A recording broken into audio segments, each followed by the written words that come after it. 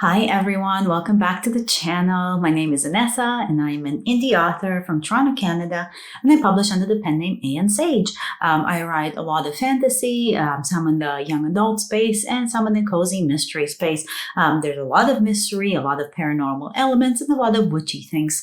So if you're interested in hearing more about an author's journey, what it takes to be an indie author in today's kind of geography of writing, and what it takes to be an entrepreneur and a creative entrepreneur and how you can work for yourself. I share a lot of videos and I publish a video weekly with some shorts in between now. So make sure that you're subscribed and hit the bell notification so you don't miss any other videos coming out. Today's video is a really fun one. I do have a blog that I write under my coaching and editing website. So if you're interested in seeing what I'm talking about today, more in kind of a screen written, almost like a transcript mode, then make sure you check out that blog. I'll link it down below. But I want to talk to you guys about writing good scenes and writing engaging scenes. And I think we talk a lot about plotting and character development and writing good stories and coming up with good stories and all of that wonderful stuff. But I don't know if we've ever talked about, at least not on this channel, what it takes to write a good scene.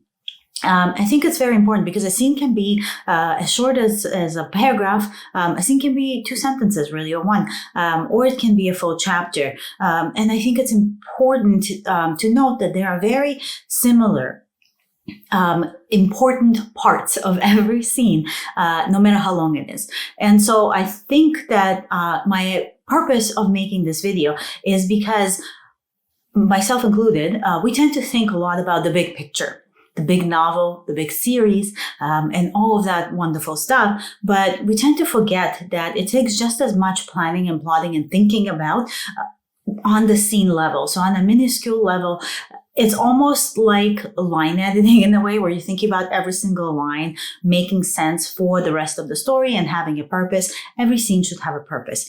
And it should have a purpose that is engaging for your readers. So first, before we start talking about what it takes to write a good and engaging scene, we should talk about the types of scenes there are. Now, it depends on whether you're looking at screenwriting or if you're looking at fiction writing.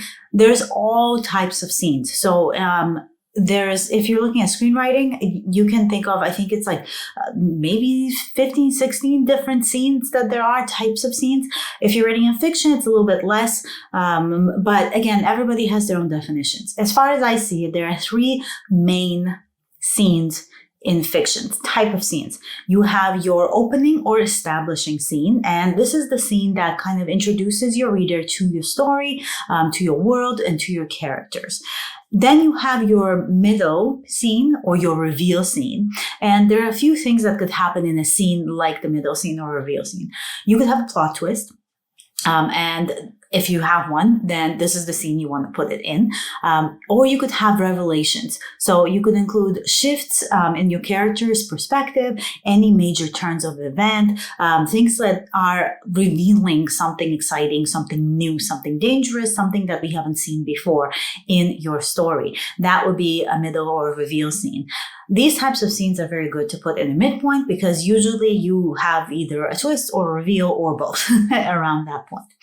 And then lastly, you have a climactic or action scene. And this is your big bang, right? This is what you're building up to, is this types of scene. These are scenes that have big stakes and big action. Now, a climactic scene doesn't have to come towards the end of your novel where your climax is. You could use the concept of a climactic scene for like battle scenes or any scenes that involve any kind of conflict. Could be an action scene, as I think of them, is a climactic scene.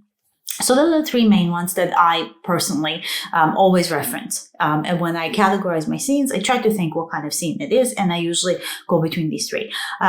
There's more that you can add to it. I just kind of like to minimize it for myself because otherwise I will forever be planning and plotting and I will never actually be writing. So now that we know the 3 main types of scenes, how do you write a scene and what should you write in a scene? The things that you should be including and thinking about when you're writing your scenes or developing your scenes or even thinking about your scenes.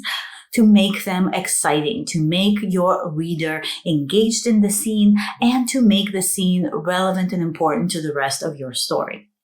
So the first thing you want to think about when you're thinking about your scenes is, what is that scene's purpose? Why is it there? It should be moving your plot forward. It should be either developing your character or developing your plot. So try to figure out what the purpose of the scene is. Make a note for yourself. And when you are writing the scene, take a look at that purpose and make sure that you have written in a way that shows the purpose of the scene. You also want to think about the conflict in the scene. Every scene should have some sort of conflict. It doesn't have to be a major thing. There doesn't have to be a battle in every single scene, but some sort of tension should be written in every scene, because that tension is what keeps readers engaged. When you're reading a book and you're just kind of shaking, almost like you're so tense inside, is because the author has written really good conflict, really good tension into their scene. So try to think about that conflict. It could be that your character is going through something. It could be in their dialogue. It could be that they're now placed in an environment that is uncomfortable for them.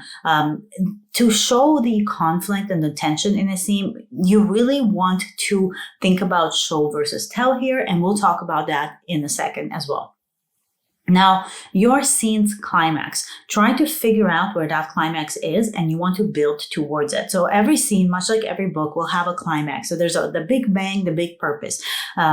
Again, doesn't have to be on a huge scale, but something you're building towards in your scene. When you think about the purpose of your scene, usually it will be attached to some kind of climax, something that you're working towards. So try to figure out what that climax is. And if it's towards the end, then you're slowly building up towards it with how you're writing. If it's in the middle, then you're building up towards it, but then you got to come down, right? So you want to think about that wave and see where that climax is as far as the development of the scene goes. Lastly, well, not lastly, actually, there's a few more, but you want to think about, how does this scene change your character? So it doesn't have to be a big change, but every scene should have some kind of effect on your main character. Your main character is traveling through the plot of your book, and they're slowly changing. And the way that they're slowly changing is that all of these scenes that you have written combine to make them into a completely different person than when they started. You're all looking at it almost like the hero's journey, right? So they're making this journey, and everything they do along the way changes who they are, how they see the world, how they view the people around them, their allies and their enemies, and things like their romantic entanglements. So try to figure out how the scene that you're working on particularly changes your character. And if you don't have that in there, if it's just a scene for the sake of being a scene, you either take it out or you rework it so that it has an effect on your character or on your plot, which in turn will affect your character. You want to think, so this is where the show versus tell comes in. You want to think about using all of the senses in every single scene. A lot of times we could write a scene and it's all dialogue, right? Or we can write a scene and it's all just descriptive. Try to break that up. Use different senses. Talk about sounds, smells, not just seeing something, feels.